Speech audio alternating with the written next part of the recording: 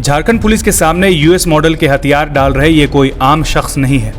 एक समय था जब राज्य के बड़े हिस्से में इनकी तूती बोलती थी। इनके इशारे के बिना पत्ता भी नहीं हिलता था। आम सा दिखने वाला इन 5 लोगों पर झारखंड और बिहार के अलग अलग थानों में लगभग 200 से भी अधिक मामले दर्ज हैं। 2 दशकों से राज्यों की पुलिस इनकी तलाश में थी, लेकिन कभी ये पुलिस के हाथ नहीं लगे। झारखंड में नक्सलियों के खिलाफ चल रहे लगातार कार्रवाई से जब माहौल बदला, तब ये पुलिस के सामने हथियारों के जखीरे के साथ सरेंडर कर रहे हैं। दरअसल ये सभी हार्डकोर माओवादी रहे हैं। एक है अमरजीत यादव, जो माओवादी का जोनल कमांडर है, जिस पर पुलिस ने 10 लाख रुपए का इनाम रखा था। अमरजीत पर बिहार और झारखंड के अलग अलग थाने में 81 मामले दर्ज हैं। दूसरा है शहदेव यादव उर्फ लटन यादव। ये माओवादी के संगठन के सब जोनल कमांडर था, जिसके खिलाफ 53 केस दर्ज थे और पुलिस ने इस पर 5 लाख का इनाम रखा था। तीसरा है नीरू यादव उर्फ सलीम। यह भी सब जोनल कमांडर था। नीरू के खिलाफ 60 केस दर्ज थे। चौथा संतोष भुइया उर्फ सुकन। इसके खिलाफ 27 मुकदमे दर्ज हैं। पांचवा है अशोक बैगा। अशोक के खिलाफ 2 मामले दर्ज थे। झारखंड पुलिस ने बताया कि सरकार की आत्मसमर्पण नीति से प्रभावित होकर सभी ने हथियार डाल दिए हैं। सरेंडर के बाद उन्होंने कैसे वे माओवादी के संगठन में शामिल हुए और अपराध का इतिहास लिखे, सुनिए। हम संगठन में जुड़े हैं अपना विवाद के लिए, जमीनी विवाद के लिए। और झारखंड पुलिस के जो ऐसे मत बोलेगा तो नहीं बोल ही नहीं पाएगा, सरेंडर कर रहे हैं, उसको पड़ोसी के साथ हम आत्मसमर्पण कर रहे हैं। चतरा उठा लिया। क्या स्थिति है संगठन की आपके उधर कोलेश्वरी क्षेत्र में? बहुत बड़ा बड़ा नेता लोग पैसेबाजी में पड़ गए हैं और कुछ बाहर में घर मकान बना रहे हैं और निचले स्तर को कोई मान सम्मान नहीं देते हैं। और जो भी हम लोग कोलेश्वरी में थे 4 गो, जो भी हथियार था वो लेकर के हम आत्मसमर्पण कर गए।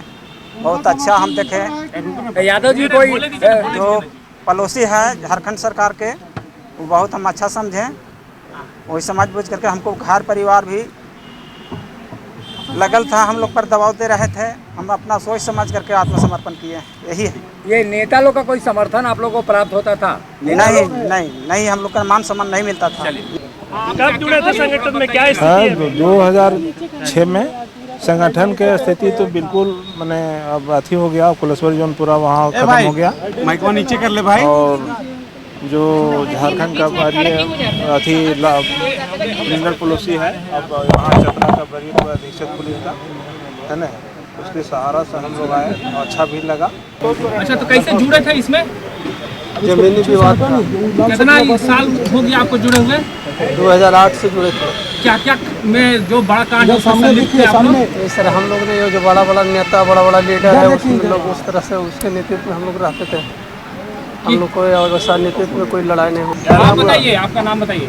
मेरा नाम है संतोष भारती। आप कहाँ के हैं? ग्राम केवलिया, थाना प्रतापपुर। कब जुड़े थे माओवाद से? ये 2016 में जुड़े थे। कैसे जुड़ गए, क्या हो गया था? वो गांव घर में ज़मीन का विवाद था, तो संगठन वाले लोग जाते थे, तो हमने अपना समस्या को रखे। तो उन लोग बोले कि समस्या चलो मेरे साथ में हल कर देंगे, लेकिन हम लोग उसी मनाथी में रह गए, उनके झांसा में पड़े हुए रह गए। लेकिन आज तक हम लोग का समस्या ये निदान और हल नहीं हुआ। इसलिए हमारे चतरा एसपी साहब और चतरा के हमारे जो जितने पुलिस अधिकारी जो भी हैं, वो हम लोग का घर तक संदेश पहुंचाने के काम किए और हमारे घर वाले भी हमारे तक संदेश पहुंचाए।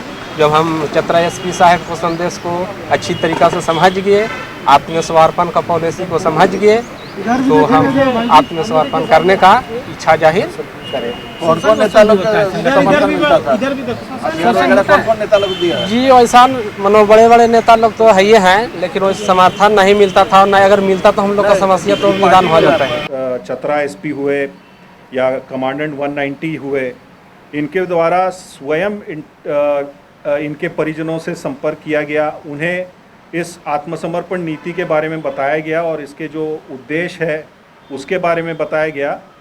और एक जॉइंट एफर्ट ये रहा कि एक तरफ उग्रवादी पकड़े जा रहे थे, मारे जा रहे थे, उनमें भगदड़ की स्थिति थी। और दूसरी तरफ हमने आत्मसमर्पण नीति का भी उनको उसके बारे में बताया। तो ये उसी से प्रेरित हुए।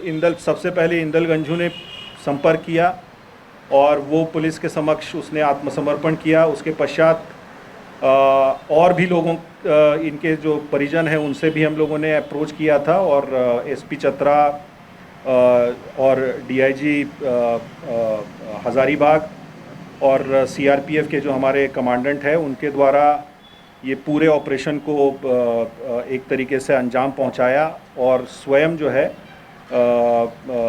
इस पूरे यानी एक तरीके से इस पूरा ऑपरेशन का श्रेय उनको दिया जाएगा। और भी ऐसे कई लोग हैं जो धीरे धीरे जिन्हें समझ में आ रहा है कि अब माओवाद के आखिरी दिन है और आत्मसमर्पण के अलावा उनके पास कोई दूसरा चारा नहीं बचा है, तो वो लोग भी आने वाले दिनों में आत्मसमर्पण कर सकते हैं। बायोम जो है मेडिकल प्रिपरेशन का एकमात्र संस्थान जहां है complete digital classrooms, video lectures, student tracking system, library facility and 100% result oriented rankers batch. Biome Hinoo एवं नगरा टोली, रांची।